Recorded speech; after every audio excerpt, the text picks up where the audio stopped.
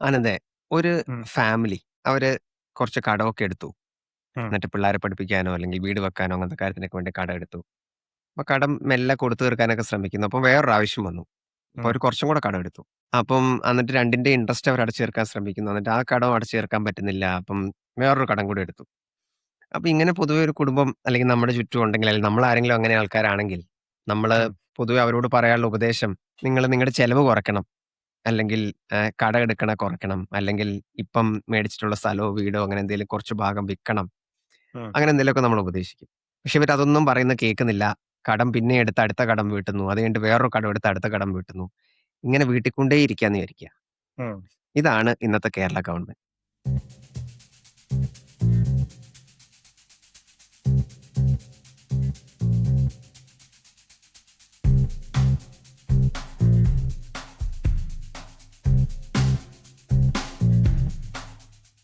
നമസ്കാരം. എല്ലാവർക്കും നയദൃഷ്ടി പോഡ്കാസ്റ്റിലേക്ക് സ്വാഗതം. എൻ്റെ പേര് ആനന്ദ്. എൻ്റെ കൂടെയുള്ളത് സോനൽ. സോനൽ തുടക്കത്തിൽ പറഞ്ഞത് കേട്ടപ്പോൾ തന്നെ എല്ലാവർക്കും മനസ്സിലാവും തോന്നുന്നുണ്ട് എന്താണ് നമ്മുടെ ടോപ്പിക് എന്നുള്ളത്. കേരളത്തിന്റെ സാമ്പത്തിക അവസ്ഥയെ പറ്റിയിട്ടൊരു എപ്പിസോഡ് ചെയ്യാം എന്നുള്ളതാണ് നമ്മൾ വിചാരിച്ചത്. നമ്മൾ പൊതുവെ കേൾക്കുന്നതാണ് കേരളം ഒരു വലിയ കടബാധ്യതയിലൊക്കെയാണ് ഉള്ളത്, ഭയങ്കര പ്രശ്നകരമാണ് കേരളത്തിന്റെ സാമ്പത്തിക സ്ഥിതി എന്നൊക്കെ നമ്മൾ കേൾക്കാറുണ്ട്. ഇതിന്റെ കൂടെ ഈ അടുത്ത് വന്ന ഗവൺമെന്റ് ഒരു ധവളപത്രവും വൈറ്റ് പേപ്പറും കൊണ്ടുവന്നിരുന്നു കേരളത്തിന്റെ സാമ്പത്തിക അവസ്ഥയൊക്കെ കാണിച്ചിട്ട്. അപ്പോൾ ഈ ഒരു സാഹചര്യത്തിൽ നമ്മളും ഇതിനെപ്പറ്റി ഒന്ന് എക്സ്പ്ലെയിൻ ചെയ്യാം, എന്താണ് കേരളത്തിന്റെ സാമ്പത്തിക അവസ്ഥ എന്നുള്ളത് മനസ്സിലാക്കാം എന്നൊക്കെയാണ് വിചാരിച്ചത്. നമ്മൾ കുറെ കാലമായിട്ട് ചെയ്യണം എന്നൊക്കെ വിചാരിച്ചിരുന്നു. അതിന്റെ ഇടയിൽ ഈ CJP പ്രൊട്ടസ്റ്റും അങ്ങനെയൊക്കെ വന്നപ്പോൾ നമ്മളൊന്ന് ഡിലേ ആയി വെച്ചതാണിത്. എന്തായാലും നമുക്ക് ഈ ഒരു എപ്പിസോഡിൽ ഈ ഒരു കാര്യം കുറച്ചും കൂടി ഇൻഡെപ്ത് ആയിട്ട് നോക്കാം.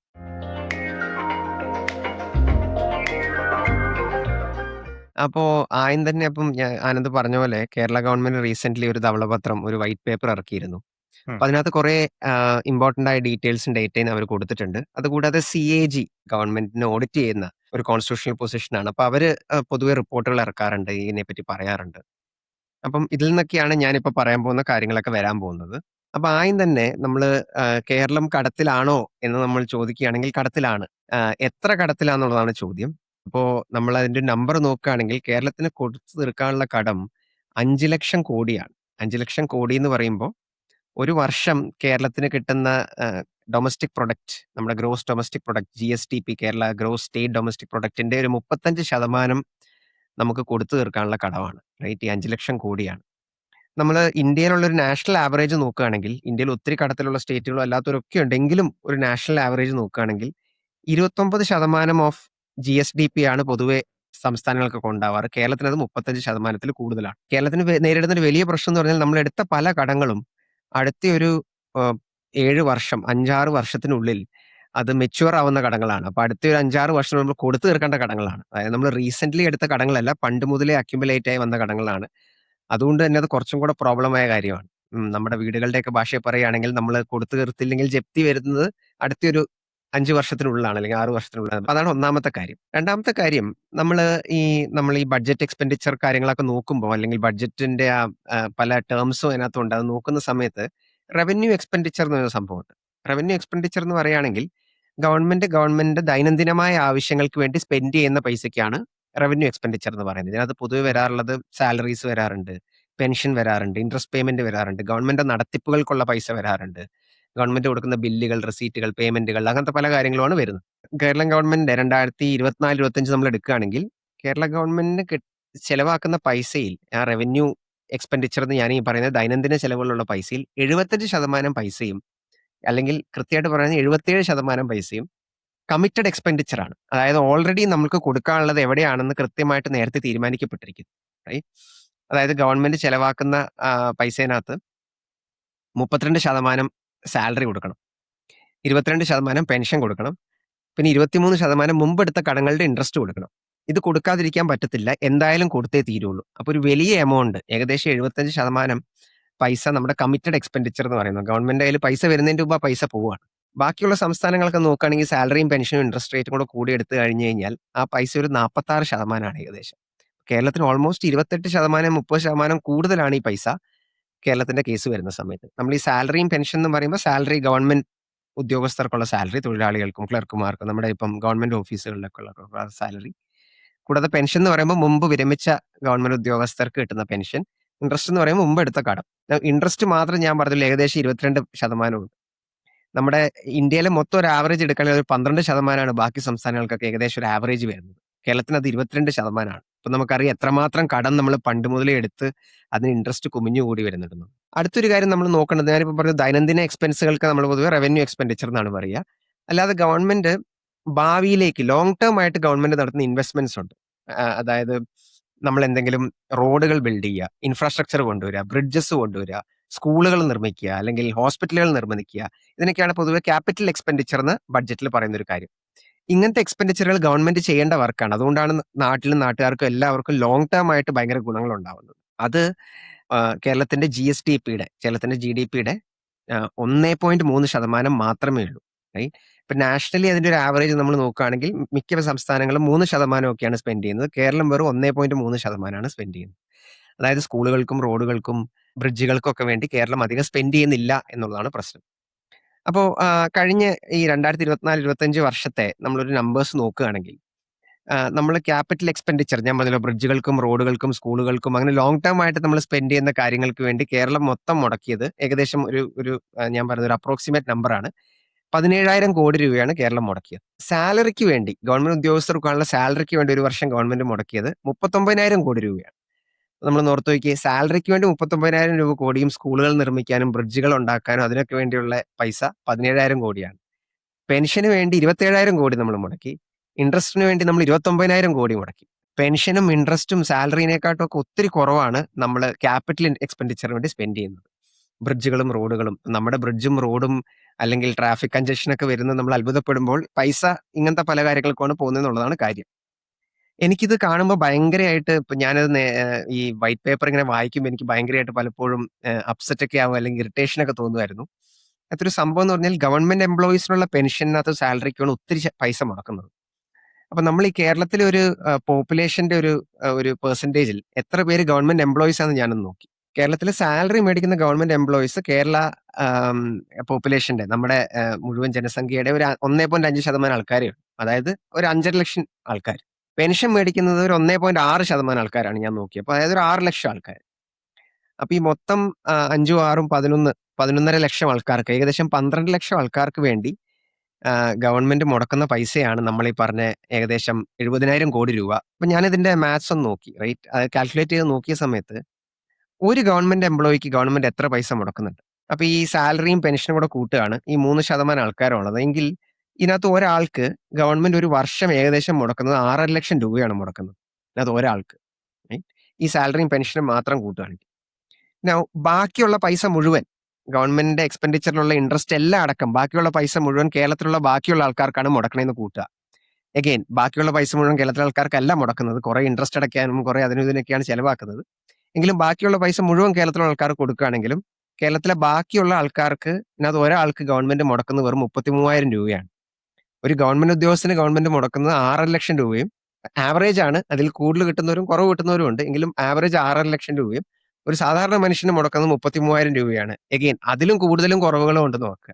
പല രീതിയിൽ നോക്കുകയാണെങ്കിൽ നമ്മൾക്ക് സാധാരണ ആൾക്കാരുടെ കയ്യിലേക്ക് പൈസ എത്താത്തതിന്റെ ഒരു വലിയ കാരണം ഈ പൈസ നല്ല രീതിയിൽ ഗവൺമെന്റ് എംപ്ലോയീസിനും ഗവൺമെന്റ് ഗ്രൂപ്പുകൾക്കും പോകാന്നുള്ളതാണ്. പലപ്പോഴും നമ്മൾ ഈ മാർക്കറ്റ്സ് വരുന്നത് കൊണ്ട് ഇനീക്വാലിറ്റി വരുക എന്നൊക്കെ നമ്മൾ പലപ്പോഴും പറയാറുണ്ട്. അപ്പൊ ശരിക്കുള്ള ഇനീക്വാലിറ്റി ശരിക്കും ഇവിടെയാണ് സംഭവിക്കുന്നത്. 3% ആൾക്കാർക്ക് ഇത്രയും വലിയ പൈസ മുടക്കുകയാണ്, ബാക്കി 97% ആൾക്കാർ കുറച്ച് പൈസ മുടക്കുകയാണ്.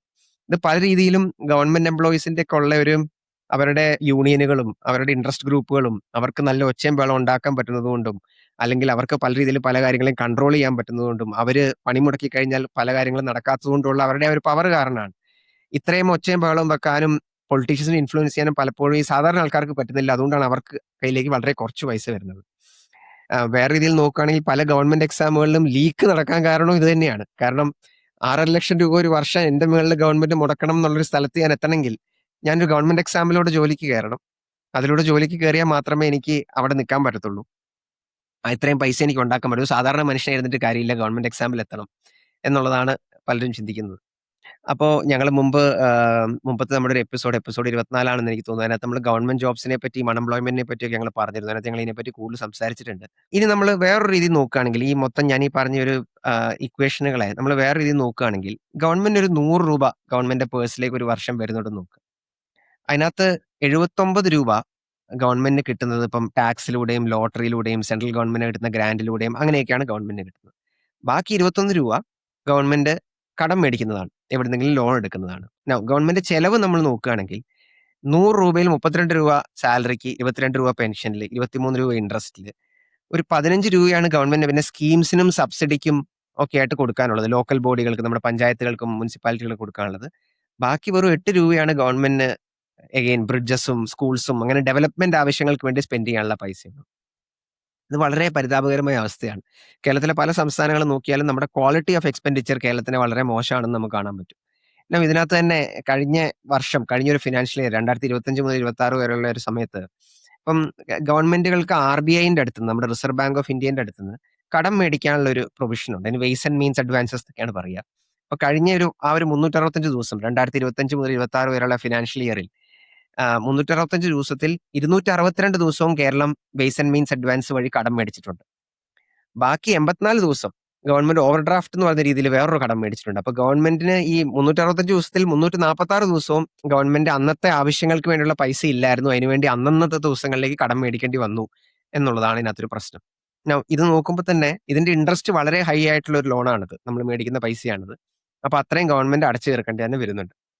അപ്പം ഇതിനെപ്പറ്റി പൊതുവെ ഈ പബ്ലിക് ഫിനാൻസിൽ പറയുന്ന ഒരു കോൺസെപ്റ്റ് ഉണ്ട്. ഡോമാർ കണ്ടീഷൻ എന്നാണ് അതിന് പറയുന്നത്. അപ്പൊ ഈ ഡോമാർ കണ്ടീഷൻ എന്ന് പറയുന്നത് വളരെ സിമ്പിൾ ആയിട്ടുള്ള ഒരു ഐഡിയ ആണ്. ഒരു സംസ്ഥാനം അവര് കടം മേടിക്കുന്ന പൈസ ഇൻവെസ്റ്റ് ചെയ്യുന്നത് എവിടെയാണോ ആ പൈസ ഇടുന്നത്, അത് എക്കണോമിക് ഗ്രോത്ത് ഉണ്ടാക്കുന്ന സ്ഥലങ്ങളിലാണെന്ന് വിചാരിക്കുക. അതായത് ഇപ്പൊ ആ പൈസ മുടക്കുന്നത് ഇപ്പം റോഡുകളിലാണ്, ബ്രിഡ്ജുകളിലാണ്. ഇപ്പൊ റോഡുകളും ബ്രിഡ്ജുകളും വരുവാണെങ്കിൽ കൂടുതൽ ആൾക്കാർ അതിലൂടെ യാത്ര ചെയ്യും, ട്രാഫിക് കൺജഷൻസ് കുറയും, കൂടുതൽ പേർക്ക് ഓഫീസിൽ സമയത്തെത്താം, കൂടുതൽ ഗുഡ്സും സർവീസസുകൾക്കും ട്രാവൽ ചെയ്യാൻ പറ്റും, കാര്യങ്ങൾ കുറച്ചും കൂടി എഫിഷ്യന്റ് ആവും, അതിലൂടെ എക്കണോമിക് ഗ്രോത്ത് സംഭവിക്കും.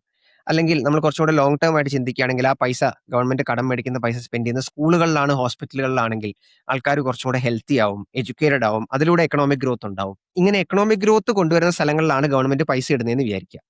മറ്റേ സ്ഥലത്ത് ഗവൺമെന്റ് കടം മേടിക്കുന്ന പൈസയ്ക്ക് ഒരു ഇൻട്രസ്റ്റും ഉണ്ട്. സോ എക്കണോമിക് ഗ്രോത്ത് സ്പീഡിലാണ് കൂടുന്നത് ഇൻട്രസ്റ്റ് റേറ്റിനെക്കാട്ടും എങ്കിൽ ഗവൺമെന്റിന് പൈസ അടച്ചു തീർക്കാൻ പറ്റും. ഇതിനാണ് ഡോമാർ കണ്ടീഷൻ എന്ന് പറയുക. ഇങ്ങനെയുള്ള കടം മാത്രമേ എടുക്കാൻ പാടുള്ളൂ എന്നുള്ളതാണ് ഡോമാർ കണ്ടീഷൻ പറയുന്നത്. റൈറ്റ്. അപ്പോൾ നമ്മൾ എടുക്കുന്ന ഒരു ഡെറ്റ് സസ്റ്റൈനബിൾ ആവണമെങ്കിൽ എന്ന് പറയുകയാണെങ്കിൽ, സസ്റ്റൈനബിൾ അല്ല, നമ്മൾ കൊടുത്തു തീർക്കാൻ പറ്റുന്ന ഒരു ഡെറ്റ് ആണെങ്കിൽ നമ്മൾ അതുകൊണ്ട് ഇൻവെസ്റ്റ് ചെയ്യുന്ന എക്കണോമിക് ഗ്രോത്ത് കൂടുതലുണ്ടാവണം ഇൻട്രസ്റ്റിനെക്കാട്ടും. അപ്പൊ കേരളം ഡോമാർ കണ്ടീഷൻ മീറ്റ് ചെയ്യുന്നുണ്ടോ എന്ന് ചോദിച്ചു കഴിഞ്ഞാൽ പണ്ടേ കേരളം മീറ്റ് ചെയ്യുന്നില്ല എന്നുള്ളതാണ് സത്യം. റൈറ്റ്. അപ്പം കേരളത്തിൽ കാരണം ബോറോ ചെയ്യുന്ന പൈസ മുഴുവൻ എക്കണോമിക് ഗ്രോത്ത് കൊണ്ടുവരുന്ന സ്ഥലത്തോട്ടല്ല, സാലറിയിലോട്ടും പെൻഷനിലോട്ടും ആണ്. റൈറ്റ്. ഇതിലൂടെ നമ്മൾ കൂടുതൽ കടങ്ങളും കൂടുതൽ ഇൻട്രസ്റ്റും ഉള്ള ഒരു വലിയൊരു കുഴിയിലേക്ക് നമ്മളെ കുഴിച്ച് തന്നെ പോകാന്നുള്ളതാണ് സംഭവം. അപ്പൊ ഈ പ്രശ്നം സോൾവ് ചെയ്യാൻ വേണ്ടി 2016 നമ്മുടെ മുമ്പത്തെ ഗവൺമെന്റ് ഒരു സൊല്യൂഷൻ കണ്ടെത്തിയിരുന്നു. കിഫ്ബി എന്ന് പറഞ്ഞ ഓർഗനൈസേഷനെ റീസ്ട്രക്ചർ ചെയ്തു. അതിലൂടെ ഇൻഫ്രാസ്ട്രക്ചർ ഇൻവെസ്റ്റ്മെന്റ്സ് കൊണ്ടുവരാൻ വേണ്ടി ശ്രമിച്ചു. അപ്പം 2016 മുതൽ 26 വരെയുള്ള കിഫ്ബിയുടെ വർക്കിംഗ് നമ്മൾ നോക്കുകയാണെങ്കിൽ കിഫ്ബിക്ക് ആ ഒരു 10 കൊല്ലം കൊണ്ട് കിഫ്ബി ഏകദേശം 56,000 കോടി കിഫ്ബിക്ക് കടമുണ്ട്. ആ കടവും നമ്മൾ അടച്ചു തീർക്കേണ്ട കടമാണ്. അപ്പം അങ്ങനത്തെ പ്രോബ്ലം അവിടെ വന്നിരിക്കുക എന്നുള്ളതാണ് സംഭവം. ചെയ്യേണ്ട പല കാര്യങ്ങളും കേരളത്തിന് ചെയ്യാൻ പറ്റുന്നില്ല. അതിലൂടെ കേരളത്തിന് റവന്യൂ റേസ് ചെയ്യാൻ പറ്റുന്നില്ല. പക്ഷെ സ്പെൻഡ് ചെയ്യുന്ന പൈസ മുഴുവൻ കേരളം ഗുണമില്ലാത്ത സ്ഥലങ്ങളിലാണ് സ്പെൻഡ് ചെയ്യുന്നതുള്ളതാണ് ഇവിടുത്തെ ഒരു പ്രോബ്ലം. റൈറ്റ്. നമ്മൾ നോക്കുകയാണെങ്കിൽ കേരളത്തിലോട്ട് വലിയൊരു ശതമാനം പൈസ വരുന്നത് പുറത്തെ രാജ്യങ്ങളിൽ നിന്നാണ്. നമ്മുടെ അന്യദേശ തൊഴിലാളികളായിട്ടുള്ള നമ്മുടെ രാജ്യത്ത് നിന്ന് പോയിട്ടുള്ള, നമ്മുടെ സംസ്ഥാനത്ത് നിന്ന് പോയിട്ടുള്ള ആൾക്കാർ, നമ്മുടെ മൈഗ്രൻസ് ആയ ആൾക്കാർ കേരളത്തിലേക്ക് ഒത്തിരി പൈസ ഇങ്ങോട്ടേക്ക് അയക്കുന്നുണ്ട്. റെമിറ്റൻസ് എന്നൊക്കെയാണ് നമ്മൾ പൊതുവെ പറയുന്നത്. ഏകദേശം 23% കേരളത്തിന്റെ GDP അത്രത്തോളം പൈസ നമുക്ക് റെമിറ്റൻസ് ആയിട്ട് വരുന്നുണ്ട്. ഈ പൈസ വരുന്നത് പലരും വീട് മേടിക്കാനും കൺസ്ട്രക്ഷൻസ് നടത്താനും കടകൾ തുടങ്ങാനും ബിസിനസ് തുടങ്ങാനൊക്കെയാണ് ഉപയോഗിക്കുന്നത്. ഇതിനകത്ത് നിന്ന് കിട്ടുന്ന ടാക്സുകളും കൂടെ കേരളത്തിന് ഇല്ലായിരുന്നെങ്കിൽ കേരളം എങ്ങനെ സസ്റ്റെയിൻ ചെയ്യുമായിരുന്നു നമ്മൾ ചോദിക്കേണ്ട ആവശ്യമുണ്ട്. സോ പല രീതിയിലും നോക്കുകയാണെങ്കിൽ ഇപ്പം പലരും പുറത്തോട്ട് പോകുന്ന ആൾക്കാരെ തടയണം, കുറയ്ക്കണം എന്നൊക്കെ സംസാരിക്കാറുണ്ട്. പക്ഷേ കൂടുതൽ ആൾക്കാരെ പുറത്തോട്ട് കയറ്റി വിട്ടാൽ മാത്രമേ കേരളത്തിന് മുന്നോട്ട് പോകാൻ പറ്റുള്ളൂ എന്നുള്ളൊരു അവസ്ഥയിലാണ് നമ്മൾ. അത് തന്നെ നമ്മൾ പിന്നെയും പരിതാപകരമായി ഇൻട്രസ്റ്റിന് മുകളിൽ ഇൻട്രസ്റ്റിലേക്കും കടത്തിന് മുകളിൽ കടത്തിലേക്കും നമ്മൾ പോയിക്കൊണ്ടിരിക്കുകയാണ്. സോ ജനറലി ഇതാണ് കേരളത്തിന്റെ ഇപ്പോഴത്തെ ഒരു ഡെപ്റ്റിന്റെ ഒരു കടങ്ങളുടെ ഒരു സിനാരിയോ. ഓക്കെ ആനന്ദേ, അപ്പം നമ്മളിപ്പോൾ കേരളത്തിന്റെ ഒരു കടത്തിന്റെ കാര്യം പറഞ്ഞു. അപ്പോൾ എനിക്കിനി ചോദിക്കാനുള്ള ഒരു കാര്യം എന്ന് പറഞ്ഞാൽ, റീസെന്റ് 2026 നീതി ആയോഗ് ഒരു റിപ്പോർട്ട് പറഞ്ഞിരുന്നു. നമ്മുടെ ഫിസ്ക്കൽ സിറ്റുവേഷനെ പറ്റി ഒരു റിപ്പോർട്ട് കൊണ്ടുവന്നിരുന്നു. അതിനകത്തും കേരളത്തെ പറ്റി കുറച്ച് കാര്യങ്ങൾ പറഞ്ഞിട്ടുണ്ടെന്ന് തോന്നുന്നു. അപ്പൊ ആനന്ദ് അതിനെ പറ്റി മുമ്പ് സംസാരിക്കുന്നുണ്ടായിരുന്നു. അപ്പൊ എന്താണ് നീതി ആയോഗ് കേരളത്തിന്റെ ഒരു ഫിസ്ക്കൽ സിറ്റുവേഷനെ പറ്റി പറയുന്നത്?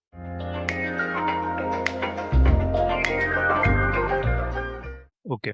നീതി ആയോഗിന്റെ ഒരു റിപ്പോർട്ട് കുറച്ചു കാലം മുന്നേ സോനിൽ പറഞ്ഞതുപോലെ വന്നിട്ടുണ്ടായിരുന്നു. 2026 വന്നത്. അത് ആക്ച്വലി വിലയിരുത്തിയത് 2023-24 ഫിനാൻഷ്യൽ ഇയറിന്റെ അവസ്ഥയാണ് അവർ പറയുന്നത് പ്രധാനമായിട്ടും. അതിൽ അവർ പ്രധാനമായിട്ടും ഉണ്ടാക്കിയ ഒരു സൂചിക, ഇത് റിപ്പോർട്ടിന്റെ പേര് ഫിസിക്കൽ ഹെൽത്ത് ഇൻഡെക്സ് എന്നുള്ളതാണ്, സാമ്പത്തിക ആരോഗ്യ സൂചിക എന്നൊക്കെ പറയുന്ന ഒരു റിപ്പോർട്ടാണ്. അപ്പൊ അതിൽ കേരളത്തിന്റെ റാങ്ക് ആക്ച്വലി 15ാം സ്ഥാനമാണ് 18 സംസ്ഥാനങ്ങളിൽ. ഇവർ 18 മേജർ സംസ്ഥാനങ്ങളെയാണ് എടുത്തത്. ഹിമാലയൻ സംസ്ഥാനങ്ങളെയും നോർത്ത് ഈസ്റ്റിലെ സംസ്ഥാനങ്ങളെയൊന്നും അവർ കണക്കിലെടുത്തിട്ടില്ല. അപ്പൊ അങ്ങനെ 18 സംസ്ഥാനങ്ങളിൽ 15ാം സ്ഥാനമാണ് കേരളത്തിന്. അതായത് കേരളം വളരെ ഒരു അണ്ടർ പെർഫോമിംഗ് സ്റ്റേറ്റ് ആണ് എന്നൊക്കെയുള്ളതാണ് നമ്മുടെ ഈ റിപ്പോർട്ട് വായിച്ചു കഴിഞ്ഞാൽ മനസ്സിലാവുന്നത്.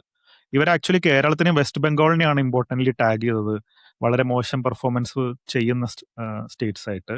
അപ്പൊ അതിൽ തന്നെ കേരളത്തിനെ പറ്റി അവർ പറയുന്നത്, കേരളത്തിന്റെ കുറേയധികം സാമൂഹിക വികസന പദ്ധതികളൊക്കെ കേരളത്തിന് നടത്തേണ്ട ഫിനാൻഷ്യൽ കേപ്പബിലിറ്റി ഇല്ല, അല്ലെങ്കിൽ ഫിസിക്കൽ കേപ്പബിലിറ്റി ഇല്ല എന്നൊക്കെയുള്ളതാണ് അവർ പറയുന്നത്.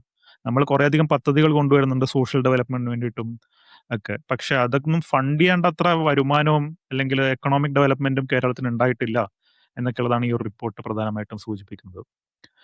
ഇതിൽ തന്നെ ഈ സ്കോറിംഗിൽ തന്നെ ഏറ്റവും മോശം സ്കോർ ആക്ച്വലി കേരളത്തിന് കിട്ടിയത് ക്വാളിറ്റി ഓഫ് എക്സ്പെൻഡിച്ചറിലാണ്. സോണിൽ നേരത്തെ പറഞ്ഞതുപോലെ പല ഡിഫറെന്റ് തരത്തിലുള്ള എക്സ്പെൻഡിച്ചറുകളും ഉണ്ട്. നമുക്ക് ഡെയിലി സാലറി കൊടുക്കുന്ന എക്സ്പെൻഡിച്ചർ ഉണ്ട് കേരള ഗവൺമെന്റിന്, പെൻഷൻ കൊടുക്കുന്ന എക്സ്പെൻഡിച്ചർ ഉണ്ട്, പുതിയ ഇൻഫ്രാസ്ട്രക്ചർ ഡെവലപ്മെന്റ് ചെയ്യാൻ വേണ്ടിയിട്ടുള്ള എക്സ്പെൻസുകൾ, സ്കൂളുകൾ ഉണ്ടാക്കാൻ, ഹോസ്പിറ്റൽ ഉണ്ടാക്കാനൊക്കെ വേണ്ടിയിട്ടുള്ള എക്സ്പെൻഡിച്ചറുകൾ.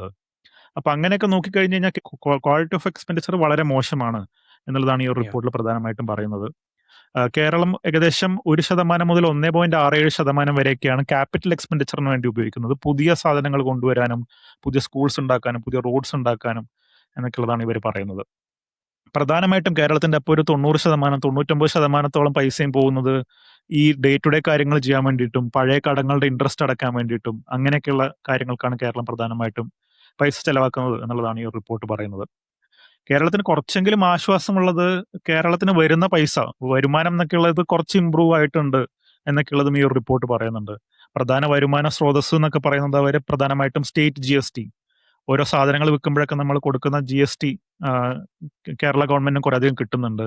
കാരണം കേരളം ഒരു പ്രധാനമായിട്ടും ഒരു കൺസംഷൻ ഡ്രിവൺ സ്റ്റേറ്റ് ആണ്. ഓരോ സാധനങ്ങൾ പർച്ചേസ് ചെയ്യുന്ന സ്റ്റേറ്റ് ആണ് കൂടുതലായിട്ടും, സാധനങ്ങൾ പ്രൊഡ്യൂസ് ചെയ്യുന്നതിനേക്കാളും എന്നൊക്കെയുള്ളതാണ് പൊതുവെയുള്ള ഒരു അണ്ടർസ്റ്റാൻഡിങ്. അപ്പോൾ അതുകൊണ്ട് കുറെ കൺസംഷൻ വഴിയുള്ള ടാക്സുകൾ കേരള ഗവൺമെന്റ് കിട്ടുന്നുണ്ട്. അതേപോലെ ഈ എന്താ പറയാ, സെയിൽസ് ടാക്സ്, പ്രധാനമായിട്ടും പെട്രോൾ പ്രൊഡക്ട്സും ആൽക്കഹോളും ലിക്കറും ഒക്കെ വിറ്റ് കിട്ടുന്ന സെയിൽസ് ടാക്സ് അത്യാവശ്യം നല്ലൊരു എമൗണ്ട് കേരളത്തിന് വരുന്നുണ്ട്. അതുകൂടാതെ തന്നെ ലിക്കറുള്ള എക്സൈസ് ഡ്യൂട്ടി, ലിക്കർ പ്രൊഡ്യൂസ് ചെയ്യാൻ വേണ്ടിയിട്ടുള്ള ടാക്സ്, അതും കേരളത്തിന് കിട്ടുന്നുണ്ട് എന്നുള്ളതാണ് ഇവർ പറയുന്നത്. വേറൊരു ഇൻട്രസ്റ്റിംഗ് കാര്യം, കേരളത്തിന്റെ വേറൊരു നോൺ ടാക്സ്, ഈ ടാക്സ് റവന്യൂ അല്ലാതെ വേറെ കേരളത്തിന് വരുന്ന പ്രധാന വരുമാനം ലോട്ടറി വിറ്റിട്ടുള്ള പൈസ മാത്രമാണ് എന്നുള്ളതാണ് പറയുന്നത്. അപ്പോൾ ഇതിന്റെ അവസാനം അവരൊരു ഡെപ്റ്റ് ഇൻഡെക്സും കൊടുത്തിട്ടുണ്ട്. കേരളത്തിന്റെ ഇപ്പോഴത്തെ ഒരു സാഹചര്യം വെച്ചിട്ട് കേരളത്തിന് ഈ കടങ്ങളൊക്കെ തിരിച്ചടക്കാൻ പറ്റുമോ എന്നൊക്കെയുള്ളതാണ് അവർ ചെക്ക് ചെയ്യുന്നത്. അതിൽ ആക്ച്വലി കേരളത്തിന് 16ാമത്തെ റാങ്കാണ് 18 സംസ്ഥാനങ്ങളിൽ. കേരളത്തിന്റെ ഇപ്പോഴത്തെ സാഹചര്യം വെച്ചിട്ട് കേരളത്തിന് ഈ കടങ്ങളൊന്നും തിരിച്ചടക്കാൻ പറ്റില്ല എന്നും ഈ ഒരു റിപ്പോർട്ട് പറയുന്നുണ്ട്. അപ്പൊ അങ്ങനെയൊക്കെ നോക്കിയപ്പോൾ എനിക്ക് സോനിൽ പറഞ്ഞതായിട്ട് തന്നെയാണ് ഈ റിപ്പോർട്ടും കണക്ട് ആയിട്ട് തോന്നുന്നത്. കാരണം സോനിൽ പറഞ്ഞ പ്രധാന പ്രശ്നങ്ങളൊക്കെ ഈ ഒരു റിപ്പോർട്ടും ഹൈലൈറ്റ് ചെയ്യുന്നുണ്ട്. കേരളത്തിന്റെ സാമ്പത്തിക സാഹചര്യം വളരെ മോശമാണ് എന്നുള്ളതാണ് ഈ ഒരു റിപ്പോർട്ടും സൂചിപ്പിക്കുന്നത്. ഇൻട്രസ്റ്റിംഗ് ആണ്. അപ്പം എനിക്ക് തോന്നുന്നു നമുക്ക് സമ്മപ്പ് ചെയ്യാൻ പറ്റുന്ന ഒരു കാര്യം, ഈവൻ വൈറ്റ് പേപ്പറിനകത്തുനിന്നും CAG റിപ്പോർട്ട്സിനകത്തുനിന്നും നീതി ആയോഗിന്റെ റിപ്പോർട്ട് നമുക്ക് സമ്മപ്പ് ചെയ്യാൻ പറ്റുന്ന ഒരു കാര്യം എന്ന് പറഞ്ഞു കഴിഞ്ഞാൽ, കേരളത്തിൽ നമുക്ക് ഒത്തിരി ചെലവുകളുണ്ട്, റൈറ്റ്? പല കാര്യങ്ങൾക്കും വേണ്ടി എല്ലാ സംസ്ഥാനങ്ങൾക്കും എല്ലാ ഗവൺമെന്റുകൾക്കും ചെലവുണ്ട്. നമ്മുടെ ചെലവ് നമ്മൾ നോക്കുകയാണെങ്കിൽ നമ്മുടെ ചെലവിന്റെ ക്വാളിറ്റി മോശമാണ്, റൈറ്റ്? ഭാവിയിലേക്ക് നമ്മളുടെ ജനങ്ങൾക്ക് മുഴുവൻ ഉപകാരപ്പെടുന്ന രീതിയിലുള്ള എക്സ്പെൻഡിച്ചറുകൾ, അതായത് സ്കൂളുകൾ, ഹോസ്പിറ്റലുകളും റോഡുകളും ബ്രിഡ്ജുകളും പോലീസിന്റെ വ്യത്യാസങ്ങളും അങ്ങനത്തെ കാര്യങ്ങളൊക്കെ നമുക്ക് ചെയ്യാൻ പറ്റുന്ന കാര്യങ്ങളിലേക്ക് നമ്മൾ സ്പെൻഡ് ചെയ്യുന്നതിന് പകരം വേറെ സ്ഥലത്തോട്ടാണ് നമ്മൾ സ്പെൻഡ് ചെയ്യുന്നത്. അവിടെ സ്പെൻഡ് ചെയ്യുമ്പോൾ തന്നെ സാലറിയും പെൻഷനുമാണ് കൂടുന്നത്. സാലറിയും പെൻഷന്റെ എമൗണ്ട് ഭയങ്കര കൂടുതലാണ്. അങ്ങനത്തെ പ്രശ്നങ്ങളാണ് വേറെ സ്ഥലത്ത്. അപ്പം നമുക്ക് വരുമാനം അത്രയും വരുന്നുണ്ടോന്ന് ചോദിച്ചാണെങ്കിൽ ഇല്ല താനും, റൈറ്റ്? അപ്പൊ ഈ വരുമാനം ഇത്രയും ഇല്ല, ചെലവ് ഇത്രയും കൂടുതലുണ്ട്. അതുകൊണ്ട് ഗവൺമെന്റ് എന്ത് ചെയ്യുന്നു? ഗവൺമെന്റ് കടമെടുത്ത് കാര്യങ്ങൾ ചെയ്യുന്നു. ഈ കടം കയറി അതിന്റെ ഇൻട്രസ്റ്റ് തന്നെ കൊടുക്കാൻ നമുക്ക് ഭയങ്കര എമൗണ്ടായി മാറുന്നു എന്നുള്ളതാണ് കേരളത്തിന്റെ ഒരു അവസ്ഥ. മറ്റ് സംസ്ഥാനങ്ങളെ വെച്ച് നോക്കുമ്പോൾ കേരളം പല രീതിയിലും മുന്നിലാണെങ്കിലും ഈ ഒരു കേസിനകത്ത് നമ്മുടെ ഒരു സാമ്പത്തിക ഘടനയെ നമ്മളൊന്ന് നോക്കുന്നതിനകത്ത് കേരളം കുറച്ച് പുറകിലാണ്, കുറച്ചധികം പുറകിലാണ്. പല രീതിയിലും കേരളം വളരെ ദാരുണമായ അവസ്ഥയിലാണെന്നുള്ളതാണ് സത്യം. റൈറ്റ്. അപ്പൊ ഈ ഒരു അവസ്ഥയില് എനിക്ക് ഒരു കാര്യം നമ്മൾ മനസ്സിലാക്കേണ്ടതെന്ന് ഇമ്പോർട്ടന്റ് ആയിട്ട് എനിക്ക് തോന്നുന്നത്, ഈ കടമെടുത്തത് കൊണ്ട് എന്താണ് പ്രശ്നം എന്നുള്ളതാണ്. റൈറ്റ്. ഇപ്പൊ ഒരു നമ്മളിപ്പോ ഒരു വീട്ടുകാര് കടമെടുക്കാണ്. നമ്മളിപ്പോ ഒരു സ്ഥലത്ത് നിന്ന് ലോൺ എടുക്കുകയാണെങ്കിൽ നമ്മളെ ആരെങ്കിലും വന്ന് ജപ്തി ചെയ്തുകൊണ്ട് പോകാൻ സാധ്യതയുണ്ട്. റൈറ്റ്. പക്ഷെ അങ്ങനത്തെ സംഭവമൊന്നും ഗവൺമെന്റിനില്ലല്ലോ. ഗവൺമെന്റിനെ ആരാ ജപ്തി ചെയ്തുകൊണ്ട് പോകാ? നമുക്ക് കടം പിന്നെയും പിന്നെയും എടുത്തുകൊണ്ടിരുന്നൂടെ? അപ്പൊ ഈ കടം എടുക്കുന്നതും കൊണ്ട് എന്താണ് പ്രശ്നം? അപ്പം അതൊന്ന് മനസ്സിലാക്കുന്നത് നല്ലതായിരിക്കും എന്ന് എനിക്ക് തോന്നുന്നു. സോ ആനന്ദേ, എന്താണ് ഈ കടത്തിന്റെ പ്രശ്നം എന്താണ്? ഗവൺമെന്റ് കടം എടുക്കുന്നതും കൊണ്ടുള്ള പ്രോബ്ലം എന്താണ്?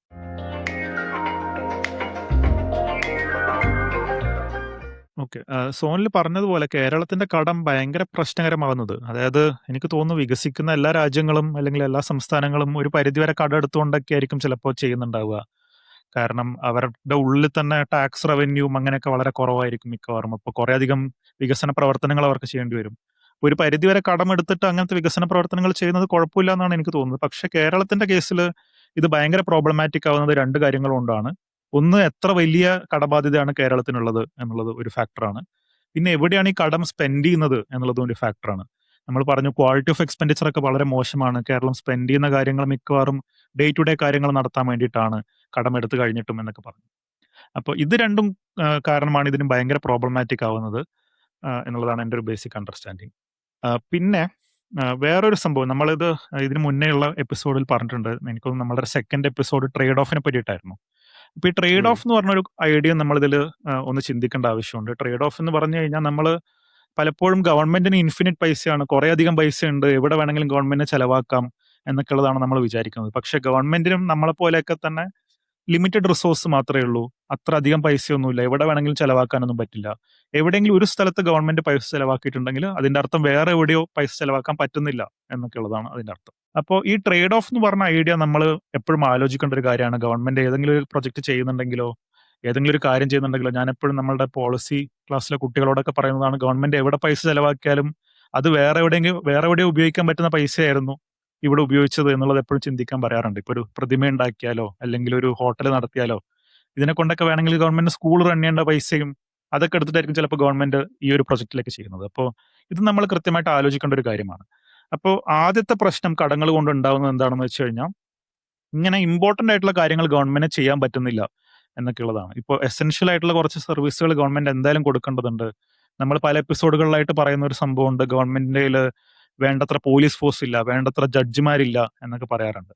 അതിന്റെ ഒരു കാരണം ഉം. എന്ന് പറയുന്നത് ഗവൺമെന്റിന് അവിടെയൊക്കെ ചെലവാക്കേണ്ട പൈസയാണ് ഗവൺമെന്റ് കടം തിരിച്ചടക്കാൻ വേണ്ടിയിട്ടും ഇൻട്രസ്റ്റ് റീപേ ചെയ്യാൻ വേണ്ടിയിട്ടും ഒക്കെ കൊടുക്കുന്നത്. അപ്പോൾ ഉം. ഭയങ്കര അത്യാവശ്യമായിട്ടുള്ള ഗവൺമെന്റ് ചെയ്യേണ്ട കാര്യങ്ങൾ ഗവൺമെന്റ് ചെയ്യാൻ പറ്റാത്ത സാഹചര്യം വരും. നമ്മൾ ക്വാളിറ്റി ഓഫ് എക്സ്പെൻഡിച്ചറിന്റെ കേസ് പറഞ്ഞപ്പോൾ പറഞ്ഞു, ഗവൺമെന്റിന് സ്കൂൾസ് ഉണ്ടാക്കാനും റോഡ് ഉണ്ടാക്കാനും അവസാനം പൈസയില്ല. വളരെ ചെറിയൊരു പെർസെന്റേജ് മാത്രമാണ് ഗവൺമെന്റ് അതിനുവേണ്ടി ചെലവാക്കുന്നത് എന്നുള്ളത്. അപ്പൊ ഇങ്ങനെ ഉം. ഇമ്പോർട്ടന്റ് ആയിട്ട് ഗവൺമെന്റ് ചെയ്യേണ്ട കുറച്ച് കാര്യങ്ങൾ ഗവൺമെന്റ് ചെയ്യാൻ പറ്റാത്തൊരു സാഹചര്യം കടങ്ങൾ കാരണം വരുന്നുണ്ട്. രണ്ടാമത്തെ കാര്യം എന്ന് വെച്ച് കഴിഞ്ഞാൽ, നമ്മളെപ്പോഴും ഇപ്പോഴത്തെ ജനറേഷൻ ചിലപ്പോൾ നല്ലതായിരിക്കും, നമ്മൾ കടം എടുത്തിട്ട് കുറെ പെൻഷൻ കൊടുക്കുന്നതും കുറെ സാലറി കൊടുക്കുന്നതൊക്കെ. പക്ഷേ ഇതിന്റെയൊക്കെ ഇമ്പാക്ട് ഉണ്ടാവുക ചിലപ്പോൾ നമ്മൾ മുന്നോട്ടേക്ക് പോകുമ്പോഴാണ്. സോനിൽ പറഞ്ഞു അത് അത്ര മുന്നോട്ടേക്കൊന്നും പോകേണ്ട ആവശ്യമില്ല, 5-6 കൊല്ലത്തിനുള്ളിൽ തന്നെ ഗവൺമെന്റിന് ഇതൊക്കെ തിരിച്ചടക്കേണ്ട ഒരു സാഹചര്യം ഉണ്ട് എന്നുള്ളത്. അപ്പോൾ നമ്മൾ ഇപ്പൊ തന്നെ ഫേസ് ചെയ്യാൻ പോകുന്ന ഒരു പ്രശ്നമാണ് എങ്ങനെയാണ് ഈ കടം തിരിച്ചടക്കുക എന്നുള്ളത്. പക്ഷെ പൊതുവെ നമ്മൾ ഇപ്പൊ കടം എടുക്കുമ്പോൾ നമ്മൾ വിചാരിക്കും നമുക്ക് കടം എടുത്തിട്ട് കുറെ അധികം കാര്യങ്ങൾ ചെയ്യാം, കുറെ പൈസ സാലറി ആയിട്ടും പെൻഷനായിട്ടൊക്കെ കൊടുക്കാം. പക്ഷെ ഇതിന്റെയൊക്കെ ഉം. ചിലപ്പോൾ പ്രശ്നം ഉണ്ടാകുന്നത് കുറെ കാലം കഴിഞ്ഞിട്ടായിരിക്കും. കുറെ കാലത്തിന് ശേഷം ഇവിടെ ഉണ്ടാകുന്ന ആൾക്കാർക്കൊക്കെ ആയിരിക്കും ഇതിന്റെ ഇമ്പാക്ട് ചിലപ്പോൾ കൂടുതലായിട്ട് ഉണ്ടാവുക എന്നുള്ളതാണ് രണ്ടാമത്തെ പ്രശ്നം. ഇത് തന്നെ നമ്മൾ വേറൊരു രീതിയിൽ ചിന്തിച്ചു കഴിഞ്ഞാൽ, മൂന്നാമത്തെ പ്രശ്നം എന്ന് പറഞ്ഞു കഴിഞ്ഞാൽ കേരളത്തിന്റെ ഡെമോഗ്രഫി. നമ്മൾ ഇതും കുറെ എപ്പിസോഡുകളിലായിട്ട് പറയുന്നതാണ്. കേരളത്തിന്റെ പോപ്പുലേഷൻ പതുക്കെ പതുക്കെ ഏജ് ആയിക്കൊണ്ടിരിക്കുന്ന ഒരു സാഹചര്യമാണ്. കൂടുതൽ ഉം. സീനിയർ സിറ്റിസൺസ് ഒക്കെയാണ് നമ്മളുടെ കേരളത്തിൽ ഉണ്ടാവുന്നത് എന്നൊക്കെയുള്ള സ്റ്റഡീസ് ഒക്കെ ഉണ്ട്. അപ്പോൾ കേരളമാണ് ഇന്ത്യയുടെ ഓൾഡസ്റ്റ് സ്റ്റേറ്റ് എന്നൊക്കെയുള്ള സ്റ്റഡീസ് ഒക്കെ വരുന്നുണ്ട്.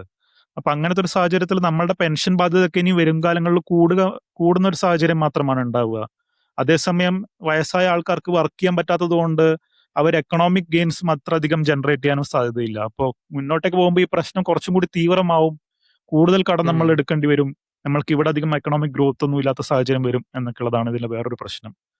നാലാമത്തെ ഒരു കാര്യം എന്ന് വെച്ച് കഴിഞ്ഞാൽ, ഈ ക്വാളിറ്റി ഓഫ് എക്സ്പെൻഡിച്ചർ again ഒരു ഇമ്പോർട്ടന്റ് ഫാക്ടറാണ്. കാരണം നമ്മൾ നല്ല കാര്യങ്ങൾക്കൊക്കെ വേണ്ടിയിട്ടാണ് ഈ കടം ഉപയോഗിക്കുന്നതെന്ന് വെച്ച് കഴിഞ്ഞാൽ, ഇപ്പോൾ ഒരു സ്കൂൾ ഉണ്ടാക്കാനോ റോഡ് ഉണ്ടാക്കാനോ അതൊക്കെ എക്കണോമിക് ഗ്രോത്ത് ഉണ്ടാക്കുമായിരുന്നെങ്കിൽ നമ്മൾക്ക് ചിലപ്പോൾ ആ ഗ്രോത്ത് കൊണ്ട് തന്നെ ഈ ഡെപ്റ്റ് റീപേ ചെയ്യാൻ പറ്റുമായിരുന്നു, ഈ കടം തിരിച്ചടക്കാൻ പറ്റുമായിരുന്നു. പക്ഷെ നമ്മളിവിടെ ഉം. ചെലവാക്കുന്നത് ഈ സാലറി കൊടുക്കാനും പെൻഷൻ കൊടുക്കാനും ഒക്കെ അങ്ങനത്തെ ഒരു ആവശ്യത്തിനൊക്കെ വേണ്ടിയിട്ടാണെങ്കിൽ ഇതൊന്നും ഭാവിയിൽ പ്രൊഡക്റ്റീവ് ആവാത്ത ഒരു സംഭവമാണ്. ഭാവിയിൽ നമുക്ക് ഇതിനെ കൊണ്ടൊന്നും പൈസ കിട്ടാത്ത ഒരു സാഹചര്യം വരും. അപ്പൊ നമ്മളിപ്പോ ചെലവാക്കുന്ന കാര്യങ്ങൾ കൊണ്ട് ഭാവിയിൽ നമുക്ക് കടം തിരിച്ചടക്കാൻ പറ്റില്ല എന്നൊക്കെയുള്ള ഒരു സിറ്റുവേഷനും ഉണ്ട്. ഇതൊക്കെയാണ് എനിക്ക് പ്രധാനമായിട്ടും പറയാനുള്ള ഒരു കാര്യം. വേറൊരു ഇൻട്രസ്റ്റിംഗ് സംഭവം, നമ്മൾ കേരള ഗവൺമെന്റ് എങ്ങനെയാണ് ഇതിനെ കാണുന്നത് എന്നുള്ള ഒരു ഫാക്ടറും ഉണ്ട്. അതായത് പലപ്പോഴും അത്രയധികം കടമില്ല കേരള ഗവൺമെന്റ് എന്ന് കാണിക്കാൻ വേണ്ടിയിട്ട് ഇപ്പൊ കിഫ്ബിയും അതേപോലെ Kerala social security pension limited എന്നൊക്കെ പറഞ്ഞിട്ടൊരു സ്ഥാപനമൊക്കെ തുടങ്ങിയിട്ടുണ്ട്. ഇത് കേരള ഗവൺമെന്റ് ആയിട്ട് ഒരു ബന്ധമില്ലാത്ത സ്ഥാപനങ്ങളാണ്, ഇവരാണ് കടമെടുക്കുന്നതെന്നൊക്കെയാണ് പൊതുവെ കേരള ഗവൺമെന്റ് പറയാറുള്ളത്. പക്ഷെ പലപ്പോഴും കേരള ഗവൺമെന്റ് ബഡ്ജറ്റ് വഴിയാണ് ഈ കടങ്ങളൊക്കെ തിരിച്ചടക്കുന്ന സാഹചര്യമുള്ളത്. അപ്പോൾ അങ്ങനത്തെ ഒരു പ്രശ്നം കൂടിയുണ്ട് ഇതിൽ. പലപ്പോഴും നമ്മൾ എത്ര കണ്ട് കടത്തിലാണ് എന്നൊക്കെ ഉള്ളത് കൃത്യമായിട്ട് മനസ്സിലാക്കാനുള്ള ഒരു ബുദ്ധിമുട്ടുണ്ട്. ഇങ്ങനത്തെ കുറെ സ്ഥാപനങ്ങൾ കേരള ഗവൺമെന്റ് ഡയറക്ട്ലി അല്ല കടമെടുക്കുന്നതെന്നൊക്കെ പറയുന്ന ഒരു സാഹചര്യം വരുമ്പോൾ. അപ്പൊ ഇതൊക്കെയാണ് എനിക്ക് പ്രധാനമായിട്ടും കടത്തിനെ പറ്റിയിട്ടുള്ള ഇത് പ്രശ്നമാവാനുള്ള ഒരു കാര്യങ്ങളായിട്ട് തോന്നിയത്. അപ്പൊ ഇങ്ങനെ പോയി കഴിഞ്ഞ് കഴിഞ്ഞാൽ നമ്മൾക്ക് മുന്നോട്ടേക്ക് പോകുമ്പോൾ കേരളത്തിന്റെ സമ്പദ് വ്യവസ്ഥ വലിയൊരു പ്രശ്നത്തിലേക്കാണ് പോകുന്നത് എന്നൊക്കെയുള്ളതാണ് പൊതുവെയുള്ള ഒരു അണ്ടർസ്റ്റാൻഡിങ്. സോനിൽ പൊതുവെ ഈ ഒരു ഇതൊക്കെ ആയിട്ട് ബന്ധപ്പെട്ടുള്ള ഒരു കാര്യമാണ് പൊതുമേഖലാ സ്ഥാപനങ്ങളുടെ. കേരള ഗവൺമെന്റ് കുറേയധികം പൈസ ചെലവാക്കുന്ന വേറൊരു മേഖലയാണ് പൊതുമേഖലാ സ്ഥാപനങ്ങൾ. ഗവൺമെന്റ് ആണ് നേരിട്ട് നടത്തുന്ന ബിസിനസ്സുകളൊക്കെയാണത്. അപ്പൊ അതിനെപ്പറ്റി സോനിൽ ഇങ്ങനെ എപ്പോഴും പറയാറുണ്ട്. അപ്പൊ അതും കൂടി ഈ ഒരു കോണ്ടെക്സ്റ്റിൽ എങ്ങനെയാണ് പൊതുമേഖലാ സ്ഥാപനങ്ങളുടെ സാഹചര്യം എന്നുള്ളതും കൂടി പറയുമോ?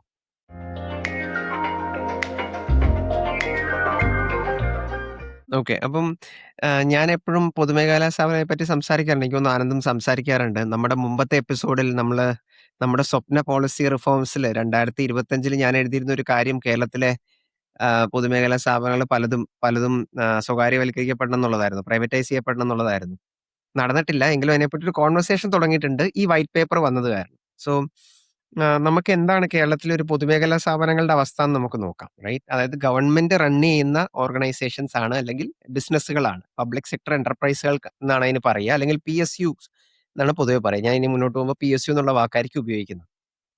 അപ്പൊ കേരളത്തില് മൊത്തം 132 PSUs ഉണ്ട്. പലതും ഗവൺമെന്റ് ഫുള്ളി ഓൺ ചെയ്യുന്നതാണ്, ചിലത് ഗവൺമെന്റ് ഓൺ ചെയ്യുന്നതാണ്. 65 ഗവൺമെന്റ് ഫുള്ളി ഓൺ ചെയ്യുന്നതാണ്. പല സെക്ടറിലും ഗവൺമെന്റ് ചെയ്യുന്നുണ്ട്. മാനുഫാക്ചറിംഗിലുണ്ട്, സർവീസസിലുണ്ട്, ട്രേഡിംഗിലുണ്ട്, കൺസൾട്ടൻസിയിലുണ്ട്, അഗ്രികൾച്ചറിലുണ്ട്, പ്ലാന്റേഷനുകളുണ്ട്, ലൈഫ് സ്റ്റോക്ക് ഉണ്ട്, അതായത് നമ്മുടെ കന്നുകാലികളും അങ്ങനത്തെ പരിപാടികളുമായിട്ട് ബന്ധപ്പെട്ടുന്നുണ്ട്, ഫിനാൻഷ്യൽ സർവീസസ് ഉണ്ട്, പലതും ഉണ്ട്. റൈറ്റ്? അപ്പം KSRTC, നമ്മളൊരു KSEB, കേരള വാട്ടർ അതോറിറ്റി, ഇതൊക്കെ അതിന്റെ കുറച്ച് എക്സാമ്പിൾസ് ആണ്.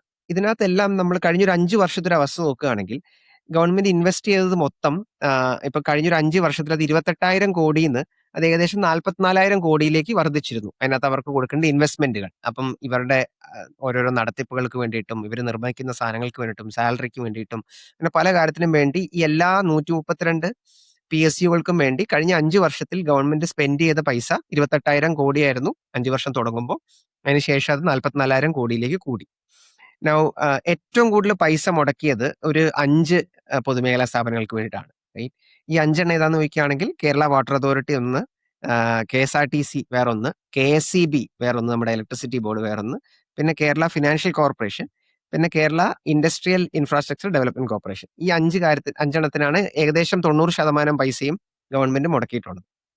നൗ ഈ 132 നമ്മൾ ബാക്കിയുള്ള മുഴുവൻ എല്ലാ PSUകളെയും നമ്മൾ എടുക്കുകയാണെങ്കിൽ ഈ 132 63 നഷ്ടം ഉണ്ടാക്കുന്നതാണ്. റൈറ്റ്? എല്ലാ വർഷവും നഷ്ടത്തിൽ പോയിക്കൊണ്ടിരിക്കുന്ന കമ്പനികളാണ്. ചിലതൊക്കെ ചില വർഷങ്ങളിൽ നഷ്ടത്തിലായിരിക്കില്ല, പക്ഷെ ഏകദേശം ഓൺ ആവറേജ് പകുതിയിൽ കൂടുതലും നഷ്ടം വരുത്തുന്നതാണ്. റൈറ്റ്? നമ്മുടെ ഇതിനകത്ത് ലാഭം ഉണ്ടാക്കുന്ന നഷ്ടം ഉണ്ടാക്കണേ നമ്മൾ ഒരുമിച്ച് വെച്ചാലും നഷ്ടമാണ് കൂടുതൽ. അപ്പം ഇവരുടെ അക്യുമുലേറ്റഡ് ആയിട്ടുള്ള നഷ്ടം നമ്മൾ നോക്കുകയാണെങ്കിൽ അത് 31,000 കോടിയായിരുന്നു 2021. 2025 ആയപ്പോഴത്തേക്കും അത് 72,000 കോടിയായി മാറി. റൈറ്റ്? ഇപ്പൊ നഷ്ടം ഇങ്ങനെ കുമിഞ്ഞു കൂടിക്കൊണ്ടിരിക്കുകയാണ്. റൈറ്റ്? അങ്ങനെ നഷ്ടത്തിലൂടെ അവർ കടന്നു പോവാണ്. നമ്മളിപ്പോൾ ഫിനാൻഷ്യൽ സർവീസിന്റെ എക്സാമ്പിൾ എടുക്കാം. റൈറ്റ്? ഫിനാൻഷ്യൽ സർവീസ് എന്ന് പറയുമ്പോൾ KSFE അതുപോലെയൊക്കെയാണ് ഫിനാൻഷ്യൽ സർവീസ് ഗവൺമെന്റ് റൺ ചെയ്യുന്നതിന്റെ എക്സാമ്പിൾ.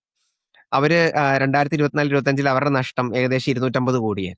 ഇനി മാനുഫാക്ചറിംഗ് സർവീസ് എടുക്കാം. മാനുഫാക്ചറിംഗ് സർവീസ് എടുക്കുന്ന സമയത്ത് ഇപ്പോൾ കെൽട്രോൺ അതിനകത്ത് വരും, കൊച്ചിൻ ഷിപ്പ്യാർഡ് വരും, Kerala minerals and mines corporation limited ഉണ്ട്, അത് വരും. അവരുടെ എല്ലാം നഷ്ടം 2024-25 നോക്കുകയാണെങ്കിൽ ഏകദേശം 300 കോടിക്കടുത്ത് അവർക്ക് നഷ്ടമുണ്ട്. ഏറ്റവും കൂടുതൽ നഷ്ടം ഉണ്ടാക്കുന്ന ഗവൺമെന്റ് സ്ഥാപനങ്ങൾ നോക്കുകയാണെങ്കിൽ KSEB, KSRTC and Kerala cashew development corporation. ഇതാണ്. റൈറ്റ്? ഇന്നും കശുവണ്ടി development corporation Kerala government run ചെയ്യുന്നുള്ളത് വേറൊരു തമാശയാണ്. അപ്പം KSRTCയുടെ നഷ്ടങ്ങൾ നമ്മൾ നോക്കുകയാണെങ്കിൽ 1983 മുതൽ കേരള ഗവൺമെന്റിന് കൊടുക്കാനുള്ള നഷ്ടങ്ങൾ അവർക്ക് ഇപ്പോഴും ബാക്കി കിടപ്പുണ്ട്. അരിയേഴ്സ് ആയിട്ട് 1983 മുതലുള്ള അവർക്കുണ്ട്. ഇത് KSRTCയുടെ റൈറ്റ്. KSEBിയുടെ നോക്കുകയാണെങ്കിൽ 1970 മുതലുള്ള നഷ്ടങ്ങൾ അവർക്ക് ബാക്കി കിടപ്പുണ്ട് റൈറ്റ്. അപ്പൊ KSEB പറയുന്നത് ഞങ്ങൾ നിങ്ങളെക്കാട്ടും മുകളിലാണ്, 1970 മുതലുണ്ട് റൈറ്റ്. രണ്ട് പറയുകയാണെങ്കിലും ഇപ്പൊ KCBയും KSRTCക്കും ഒത്തിരി വർഷങ്ങളായിട്ടുള്ള അരിയേഴ്സ് ബാക്കി കിടപ്പുണ്ടെന്നുള്ളതാണ് പോയിന്റ് റൈറ്റ്. ചിലപ്പോൾ എനിക്ക് KCBയും KSRTCയും തിരിഞ്ഞു പോയിട്ടുണ്ടാവും, പക്ഷേ ഏകദേശം 1980-കൾ 70 മുതലുള്ള ഒരു ഡെറ്റ് അവർക്ക് ഇങ്ങനെ അരിയേഴ്സ് ആയിട്ട് കുമിഞ്ഞുകൂടി കിടപ്പുണ്ടെന്നുള്ളതാണ് പോയിന്റ്. എനിക്ക് തോന്നുന്നു ഈ ഒരു കോണ്ടെക്സ്റ്റിൽ നമ്മൾ ചോദിക്കേണ്ട ഒരു ചോദ്യം, നമുക്ക് ഈ KCBയും KSRTCയും ഒക്കെ വേണോ, ആവശ്യമുണ്ടോ എന്നുള്ളതാണ്. നമ്മൾ KCB എടുക്കുകയാണെങ്കിൽ പല രീതിയിൽ നോക്കുകയാണെങ്കിൽ നമുക്ക് ചീപ്പായിട്ടുള്ള ഇലക്ട്രിസിറ്റി കിട്ടുക എന്നുള്ളതാണല്ലോ KCB കൊണ്ടുള്ള ഗുണം. അത് വളരെ ഇമ്പോർട്ടന്റ് ആയ കാര്യമാണ്. എല്ലാവർക്കും വളരെ കൂടിയ ഇലക്ട്രിസിറ്റി ബില്ലുകൾ കൊടുക്കാൻ പലർക്കും ബുദ്ധിമുട്ടായിരിക്കും. പക്ഷെ നമ്മൾ മനസ്സിലാക്കേണ്ട ഒരു കാര്യം എന്താണെന്ന് വെച്ച് കഴിഞ്ഞാൽ, നമ്മൾ നേരത്തെ ഗവൺമെന്റ് പൈസ കടമെടുത്ത് പിന്നെ ഇൻട്രസ്റ്റിനൊക്കെ വേണ്ടി കൊടുക്കുക, അതിലൂടെ സ്കൂളുകളും ഹോസ്പിറ്റലുകളും ഗവൺമെന്റ് നിർമ്മിക്കാൻ പൈസ ഇല്ലാത്തൊരു സിറ്റുവേഷനിലോട്ട് പോകുക.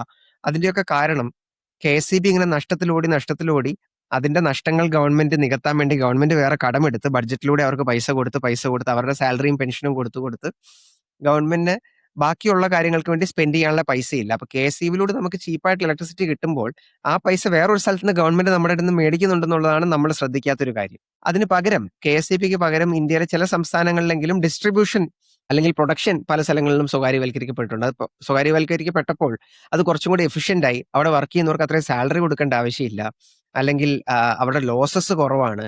അതുകൊണ്ട് ഗവൺമെന്റ് എക്സ്പെൻഡിച്ചർ കുറഞ്ഞു, ഗവൺമെന്റിന് കുറച്ചും കൂടി ആ പൈസ വേറെ കാര്യങ്ങൾക്ക് മുടക്കാൻ പറ്റി റൈറ്റ്. അപ്പം ഇതിനെപ്പറ്റി പലരും പബ്ലിക് പോളിസി ഫീൽഡിൽ പലരും പറയുന്നൊരു തമാശയുണ്ട്. പണ്ട് ഇന്ത്യയിൽ ടെലികോം സെക്ടറും ഉണ്ടായിരുന്നു, ഇലക്ട്രിസിറ്റി സെക്ടറും ഉണ്ടായിരുന്നു റൈറ്റ്. അപ്പം ഇന്ത്യ നോക്കിയപ്പോൾ ഇന്ത്യ 1991-90കളിൽ പല സെക്ടറുകളെയും പ്രൈവറ്റൈസ് ചെയ്തു. പ്രൈവറ്റൈസ് ചെയ്ത സമയത്ത് ഇലക്ട്രിസിറ്റി ഇന്ത്യക്ക് വളരെ ഇമ്പോർട്ടന്റ് ആയ സെക്ടറാണ്, അതുകൊണ്ട് പ്രൈവറ്റൈസ് ചെയ്യരുത് എന്ന് തീരുമാനിച്ചു. അതേസമയം ടെലികോം ഇന്ത്യയിൽ അത്ര ഇമ്പോർട്ടന്റ് ആയ സെക്ടർ അല്ല. ടെലികോം എന്ന് പറയുമ്പോൾ ഫോൺ, ഇന്റർനെറ്റ് അങ്ങനത്തെ കാര്യങ്ങൾ, അത് അത്ര ഇമ്പോർട്ടന്റ് ആയ സെക്ടർ അല്ല. അത് പ്രൈവറ്റൈസ് ആയിക്കോട്ടെ, ആയാലും കുഴപ്പമില്ല എന്ന് വിചാരിച്ചു. ഇന്ന് ഇലക്ട്രിസിറ്റി സെക്ടർ നോക്കുകയാണെങ്കിൽ ഇലക്ട്രിസിറ്റി കട്ടുകൾ, മര്യാദക്കുള്ള ഒരു താരിഫ് സ്ട്രക്ചർ നമുക്കില്ല. പല സ്ഥലങ്ങളിലും ഇപ്പം നിങ്ങൾക്കറിയാം, ഇപ്പം കേരളത്തിൽ പലപ്പോഴും നമുക്ക് പവർ കട്ടും അങ്ങനത്തെ സാധനങ്ങൾ സംഭവിക്കാറുണ്ട്. മറ്റു സംസ്ഥാനങ്ങൾ ഒത്തിരി കൂടുതലാണ്. എല്ലായിടത്തും ഇലക്ട്രിസിറ്റി എത്തിയിട്ടില്ല. വളരെ ഇൻഎഫിഷ്യന്റ് ആണ്. വിളിച്ചു കഴിഞ്ഞാൽ റെസ്പോണ്ട് ചെയ്യുന്നില്ല. കസ്റ്റമർ കെയർ വളരെ മോശമാണ്. നമ്മുടെ ഇലക്ട്രിസിറ്റി പോളുകളെല്ലാം കെട്ടിയിരിക്കുന്നത് കണ്ടു കഴിഞ്ഞാൽ അവിടെ ആരെങ്കിലും തട്ടിമുട്ടി ചാവുമെന്ന് നമുക്ക് പേടിയുണ്ട്. ഇൻഎഫിഷ്യന്റ് ആണ്. അതെല്ലാം കടത്തിലാണ് ഈ ഓർഗനൈസേഷനുകളെല്ലാം. ആ ഒരു അവസ്ഥയിലാണ് ഇലക്ട്രിസിറ്റി, വളരെ ഇമ്പോർട്ടന്റ് ആയ സെക്ടർ.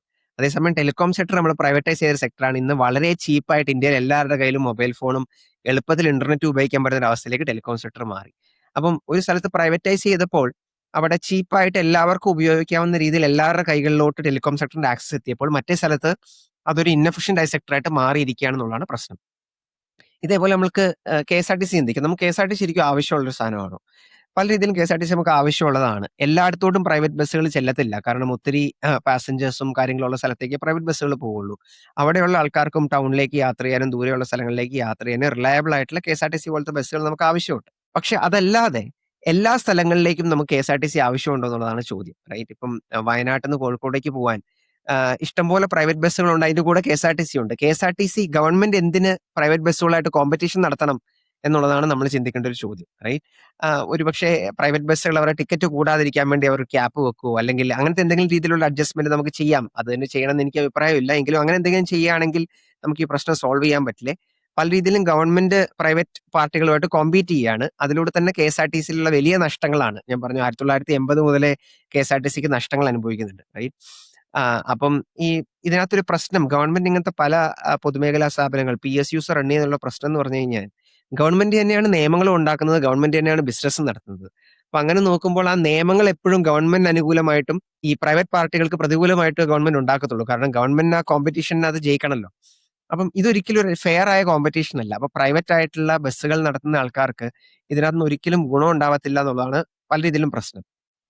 അല്ലെങ്കിൽ അവർക്ക് ഇന്ന സമയത്ത് ബസ് ഓടിക്കാനുള്ള കറക്റ്റ് ടൈം ലൈൻ കൊടുത്തിട്ടുണ്ട്. അതുകൊണ്ട് അവർക്ക് വളരെ സ്പീഡിൽ വണ്ടി ഓടിച്ച് പല ആക്സിഡന്റിലേക്ക് പോകുന്ന സിറ്റുവേഷൻ അങ്ങനെയാണ് പലപ്പോഴും വരുന്നത്. അപ്പൊ നമ്മൾ ബസ്സുകൾ ഇതിനകത്ത് KSRTCയും പ്രൈവറ്റും എല്ലാം കൂടെ മിക്സ് ചെയ്തതിനകത്ത് പലപ്പോഴും KSRTC നഷ്ടങ്ങളിലേക്ക് പോകുന്ന ഒരു അവസ്ഥയിലോട്ട് നമ്മൾ പോകേണ്ട ആവശ്യമുണ്ടോ നമ്മൾ ചിന്തിക്കണം. വേറെ ഇതിൽ നമ്മൾ നോക്കുകയാണെങ്കിൽ ഗവൺമെന്റിന് ലാഭം ഉണ്ടാക്കുന്ന കുറച്ച് PSUs ഉണ്ട്. അതിന്റെ വലിയൊരു എക്സാമ്പിൾ കേരളത്തിലെ ബിവറേജ് കോർപ്പറേഷനാണ്. അപ്പൊ അതിനകത്ത് നമ്മൾ ടാക്സ് നോക്കുകയാണെങ്കിൽ ബിവറേജിന്റെ ടാക്സ് കേരളത്തിൽ നമ്മൾ നോക്കുകയാണെങ്കിൽ 50% മുതൽ 200% വരെയാണ് മദ്യത്തിന്റെ ടാക്സ് മേടിക്കുന്നത്. അപ്പം ആൾക്കാർ മേടിക്കുന്ന, അവർക്ക് ആവശ്യമുള്ള, അവരാവശ്യമെന്ന് ചിന്തിക്കുന്ന ഒരു സാധനമാണ് മദ്യം. മദ്യത്തിന് ഇത്രയും വലിയ ടാക്സ് ഗവൺമെന്റ് എന്തിനു കൂട്ടി വെക്കണം എന്ന് ചോദിക്കുകയാണെങ്കിൽ ബാക്കിയുള്ള പല പൊതുമേഖലാ സ്ഥാപനങ്ങളും വളരെ നഷ്ടത്തിൽ ഓടുന്നതുകൊണ്ട് ഇതിനകത്തെങ്കിലും പൈസ ഉണ്ടാക്കാം എന്ന് വിചാരിച്ചാണ് പല രീതിയിലും ഗവൺമെന്റ് ഇതിനൊക്കെ പൈസ കൂട്ടി വെക്കുന്നത് എന്നുള്ളതാണ് വേറൊരു സംഭവം. ഇനി ഈ PSUസിന് അല്ലെങ്കിൽ പൊതുമേഖലാ സ്ഥാപനങ്ങളിലേക്കാട്ടുള്ള കൊടുക്കുന്ന വലിയ പൈസ അതിനകത്ത് പോകുന്നത് അതിനകത്തുള്ള എംപ്ലോയീസിന്റെ സാലറിക്കും പെൻഷനുമാണ്.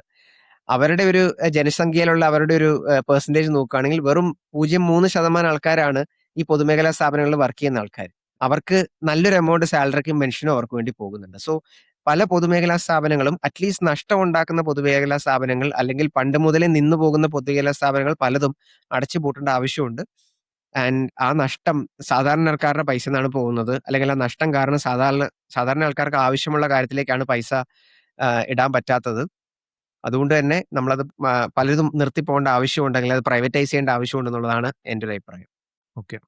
അപ്പൊ സോനൽ, എങ്ങനെയാണ് നമ്മൾ മുന്നോട്ടേക്ക് പോകുമ്പോൾ എന്തൊക്കെ മാറ്റങ്ങളാണ് ഈ ഒരു സമ്പദ് വ്യവസ്ഥനെ ഇമ്പ്രൂവ് ചെയ്യാൻ ചെയ്യേണ്ടത് എന്നൊക്കെയുള്ളതാണ് സോനലിന്റെ അഭിപ്രായം?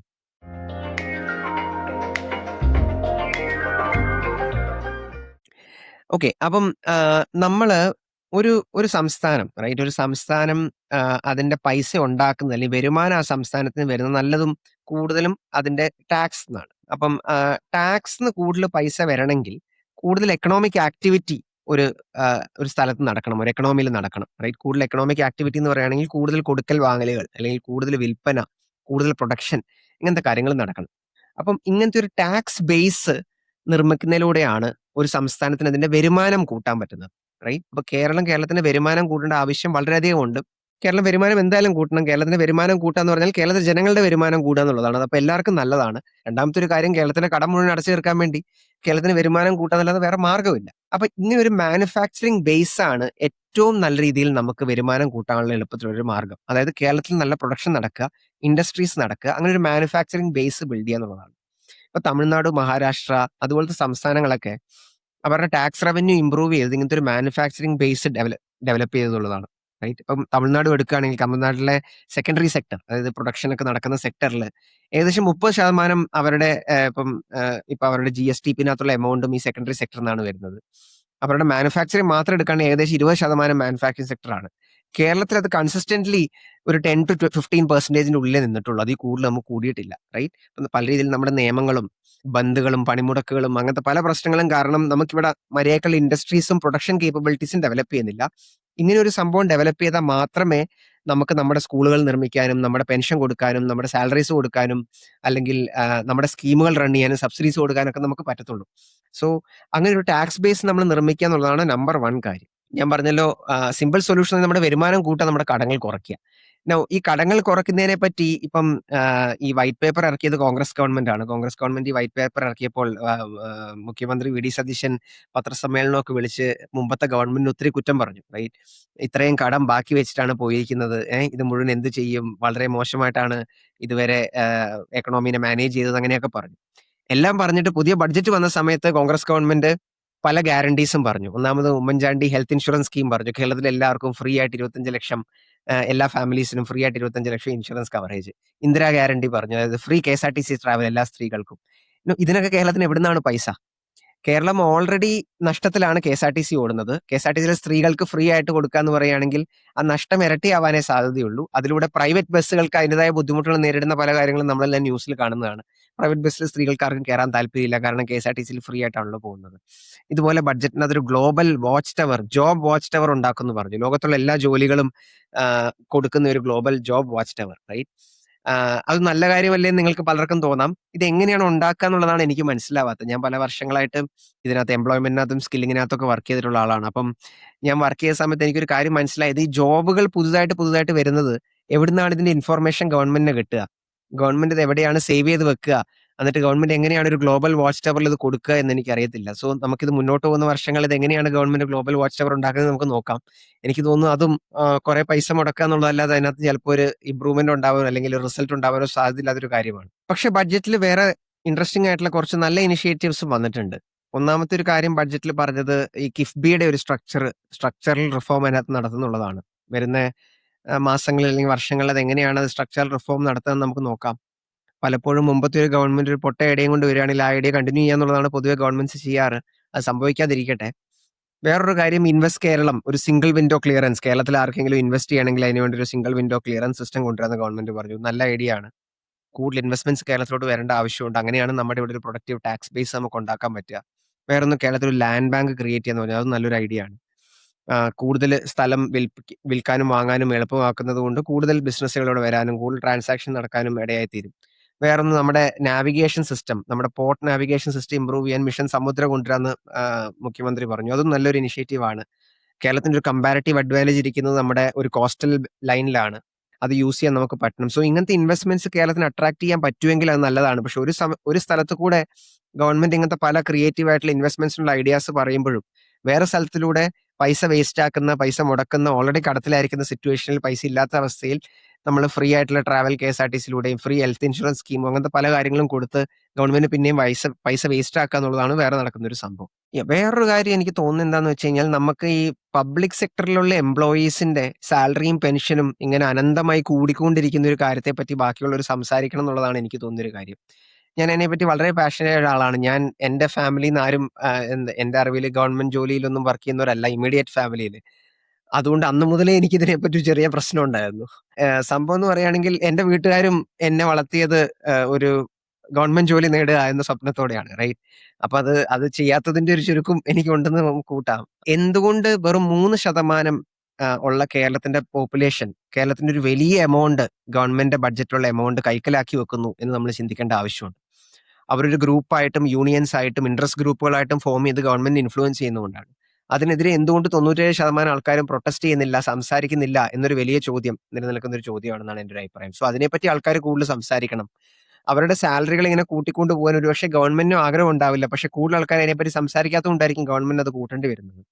ആകെ സംസാരിക്കുന്ന ഈ 3% ഗവൺമെന്റ് എംപ്ലോയീസ് ആണ്. സോ അതിനെപ്പറ്റി സംസാരിക്കാനും അതിനെപ്പറ്റി ചോദ്യം ചെയ്യാനും ആൾക്കാർ തയ്യാറാവുമ്പോഴേ ഒരുപക്ഷെ ആ ദുർച്ചെലവ് മാറ്റി ബാക്കിയുള്ള സ്ഥലങ്ങളിലേക്കും ഗവൺമെന്റിന് പൈസ സ്പെൻഡ് ചെയ്യാൻ പറ്റുള്ളൂ. ഡെവലപ്മെന്റ് എക്സ്പെൻഡിച്ചറിലേക്ക് വേണ്ടി കൂടുതൽ പൈസ സ്പെൻഡ് ചെയ്യാൻ പറ്റുള്ളൂ എന്നുള്ളതാണ് എനിക്ക് തോന്നുന്ന വേറൊരു കാര്യം. സോ മുന്നോട്ട് പോകുമ്പോൾ കേരളം ശ്രദ്ധിക്കേണ്ട 1-2 കാര്യങ്ങൾ ഈ ഒരു വിഷയത്തിൽ ഇതാണെന്നാണ് എനിക്ക് തോന്നുന്നത്. ഓക്കെ. അപ്പൊ നമ്മള് ഈ ഒരു കുറച്ച് കാര്യങ്ങളൊക്കെ ഷെയർ ചെയ്യാം കേരളത്തിന്റെ സമ്പദ് വ്യവസ്ഥയെ പറ്റിയിട്ട് ഈ ഒരു എപ്പിസോഡിൽ. അതെങ്ങനെയാണ് നമുക്ക് പോസിറ്റീവായിട്ടൊക്കെ മാറ്റാൻ പറ്റുക, നല്ല രീതിയിലേക്ക് മാറ്റം കൊണ്ടുവരാൻ പറ്റുക എന്നൊക്കെയുള്ളത് ചർച്ച ചെയ്യാമെന്നാണ് വിചാരിച്ചത്. നിങ്ങളും നിങ്ങളുടെ അഭിപ്രായങ്ങളും കാര്യങ്ങളൊക്കെ കമന്റ് ബോക്സിൽ ഇടുക. കേരളം മുന്നോട്ടേക്ക് പോകുമ്പോൾ ഫേസ് ചെയ്യുന്ന ഒരു പ്രധാനപ്പെട്ട ഒരു പ്രശ്നം തന്നെയാണ് കേരളത്തിന്റെ സമ്പദ് വ്യവസ്ഥ കൃത്യമായിട്ട് തന്നെ ഉറപ്പുവരുത്തുക, നല്ല രീതിയിൽ മുന്നോട്ടേക്ക് പോകുക എന്നുള്ളത്. എല്ലാവർക്കും എപ്പിസോഡ് ഇഷ്ടപ്പെട്ടു എന്ന് വിചാരിക്കുന്നു. അടുത്ത ആഴ്ച പുതിയൊരു എപ്പിസോഡുമായി വീണ്ടും കാണാം. ബൈ.